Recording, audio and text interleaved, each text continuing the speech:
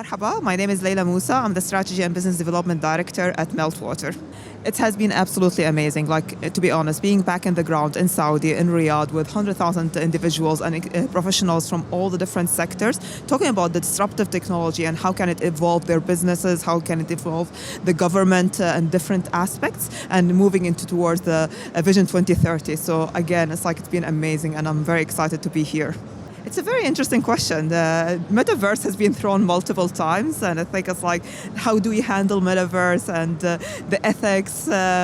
Is it ethical on the metaverse and the virtual world versus is it ethical on the live world or the real humanity? So it's going to be interesting, I think, just how to deal with this, how it will evolve, how businesses will actually come and capture that and use it in their day-to-day expansions.